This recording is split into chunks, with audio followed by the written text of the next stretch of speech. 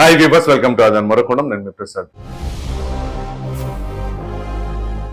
విమర్శించిన నోరే ఇప్పుడు బాబుకి జై అంటుంది. సో ఏదైతే చంద్రబాబు నాయుడు గారు 2019లో ఓటమి పాలయ్యారో ఆ సమయంలో ఎంతో మంది ఎన్ని రకాలుగా బాబును విమర్శించడం జరిగింది. సో అదే బాబు గారు ఇప్పుడు 2024లో తిరిగి మరలా ముఖ్యమంత్రి అయిన తర్వాత ప్రతి ఒక్కరు కూడా జై కొడుతున్నారు. దీనికి అనేక రకాలైన కారణాలు ఉండి ఉండవచ్చు. సో ఒకప్పుడు అధికారంలో ఉన్నవారు ఇప్పుడు ప్రతిపక్షంలో ఉంటాం, అప్పుడు ప్రతిపక్షంలో ఉన్నవారు ఇప్పుడు అధికార పక్షంలో ఉంటాం. సో ఇవన్నీ కూడా కారణాలు అయ్యి ఉండొచ్చు.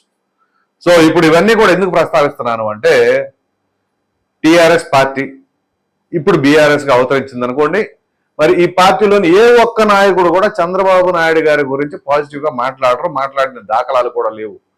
ఎందుకంటే వీరందరూ కూడా జగన్మోహన్ రెడ్డి గారికి పాజిటివ్గా మాట్లాడతారు. ముఖ్యంగా ఆ పార్టీ అధినేత అయినటువంటి కేసీఆర్ గారు, ఆయనకి జగన్మోహన్ రెడ్డి గారికి మంచి సాన్నిహిత్యం ఉంది. సో ఈ క్రమంలో అధినేత ఏ నిర్ణయంలో ఉంటారో లేకపోతే ఏ విధానంలో ఉంటారో ఆ పార్టీలో ఉన్నటువంటి నాయకులందరూ కూడా అదే విధానాన్ని అనుసరిస్తూ ఉంటారు. సో ఇది కామన్. సో ఇప్పుడు జగన్మోహన్ రెడ్డి గారి గురించి ఎంతో పాజిటివ్గా కేసీఆర్ గారు కావచ్చు, హరీష్ రావు గారు కావచ్చు, కేటీఆర్ గారు కావచ్చు, అందరూ మాట్లాడుతూనే ఉంటారు. అంతెందుకు ఆంధ్రప్రదేశ్లో ఎన్నికల ముందే కేసీఆర్ గారు ఒకానొక ప్రముఖ ఛానల్ ఇంటర్వ్యూ ఇస్తే ఏమన్నారంటే, నా దగ్గర ఉన్న ఇన్ఫర్మేషన్ ప్రకారంగా ఆంధ్రప్రదేశ్లో జగన్మోహన్ రెడ్డి గారు గెలవబోతున్నారు అన్నారు. మీకు దీని గురించి ఆల్రెడీ చెప్పాను. ఎందుకంటే నేను 2 సంవత్సరాల క్రితమే చెప్పాను ఆంధ్రప్రదేశ్లో ప్రభుత్వం మారడం పక్కా అని కూడా. సో ఈ క్రమంలో నాకు తెలిసిన ఇన్ఫర్మేషన్, నాకున్నంత నాలెడ్జ్ కేసీఆర్ గారికి లేదంటారా, కానీ అంత పాజిటివ్నెస్ జగన్మోహన్ రెడ్డి గారి పైన ఉంది అని చెప్పే ప్రయత్నం ఇక్కడ. సో ఇంతవరకు ఓకే. ఇప్పుడు సడన్ గా చంద్రబాబు నాయుడు గారు సూపర్ అని చెప్పేసి అన్నారు. అఫ్ కోర్స్ అది చేసిన పనులను బట్టి కావచ్చు. ఏదైతే చంద్రబాబు నాయుడు గారు అధికారం చేపట్టిన తర్వాత ఆయన అధికారం రాగానే ఏదైతే పెన్షన్స్ కి సంబంధించిన అంశం, అఫ్ కోర్స్ మెగా డిఎస్సి ఇవన్నీ ఉన్నాయి అనుకోండి, ప్రధానంగా పెన్షన్లకు సంబంధించి ఏదైతే 3,000 రూపాయల నుంచి 4,000 రూపాయలు చేస్తానన్నారో ఎక్కిన మొదటి రోజే దానిపైన సంతకం పెట్టడం అనేది కూడా హర్షించదగ్గ అంశం అని చెప్పేసి దానిపైన ప్రశంసలు కురిపించింది ఎవరో కాదు, తెలంగాణలోని మాజీ మంత్రి అయినటువంటి హరీష్ రావు గారు. సో హరీష్ రావు గారు అంటే ఒక విధంగా చెప్పాలి అంటే టీఆర్ఎస్ పార్టీలో లేదా ఇప్పుడు బీఆర్ఎస్ పార్టీలో నెంబర్ 2 పొజిషన్లో ఉన్న ఆయన.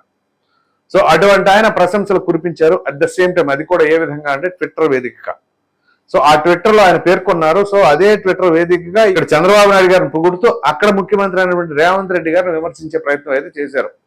సో ఏ విధంగా అంటే మరి ఏదైతే రేవంత్ రెడ్డి గారు అధికారంలోకి వచ్చి 190 రోజులు అయినా కానీ ఇప్పటి వరకు అక్కడ ఏదైతే ఇచ్చిన హామీలు ఉన్నారో వాటిని మాత్రం అమలు చేసే దిశగా ఎక్కడ పయనించలేదు ఆ ప్రభుత్వం అని చెప్పేసి. సో చంద్రబాబు నాయుడు గారు ఎక్కిన మొదట్లోనే ఈ విధంగా చెప్పారు అని చెప్పేసి, అంటే ఈ విధంగా చేశారని చెప్పేసి చంద్రబాబు నాయుడు గారికి జై కొట్టినట్లుగా మనం అనుకోవాల్సి ఉంది.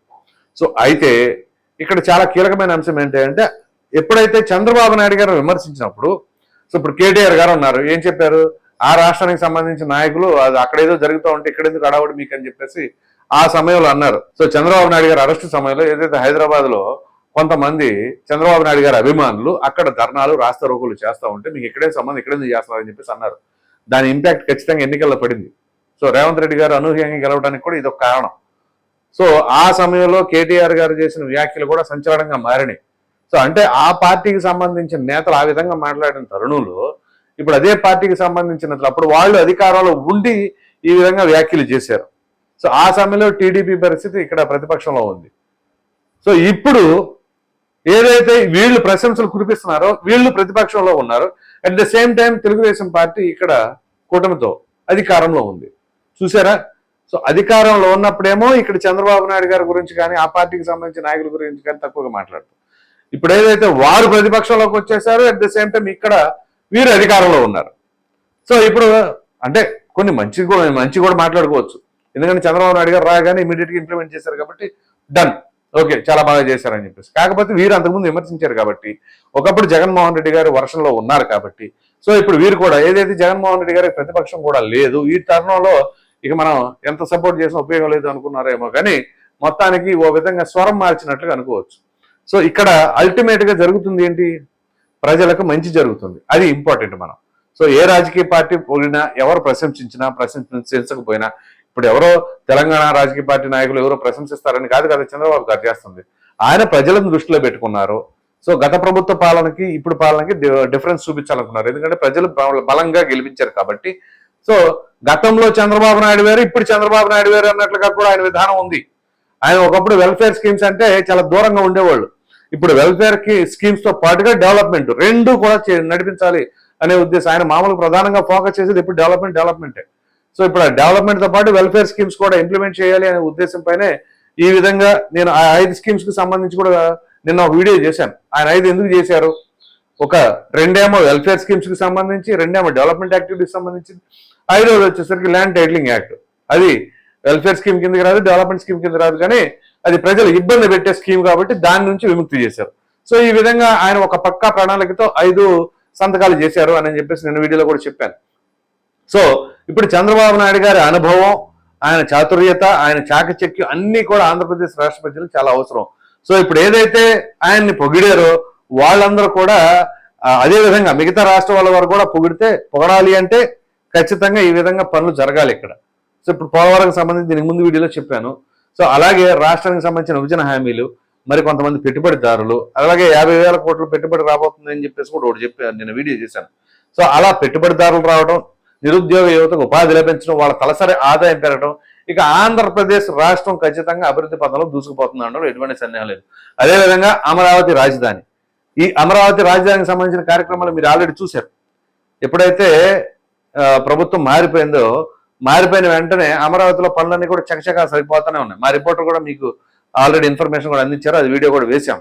సో ఏ విధంగా జేసీబీలు ఇవన్నీ కూడా వచ్చేసి ఆ ముళ్ళ కంపలో చెత్త చెదారం అన్ని క్లీన్ చేసే ప్రక్రియ, ఇక అమరావతిని మంచి మెరుగైన సిటీగా తయారు చేసే ప్రక్రియలో ఆల్రెడీ స్టార్ట్ అయిపోయినాయి. సో ఇలా ఒకదాని తర్వాత ఒకటి చేసుకుంటా పోతే, ఒక పక్కన రాజధాని, మరో పక్కన పోలవరం, మరో పక్కన పెట్టుబడిదారులు, సో పక్కన వెల్ఫేర్ స్కీమ్స్, పేదలకు సంబంధించిన అంశాలు. సో ఇదంతా కూడా ప్రజలకి చాలా అవసరమైనవి.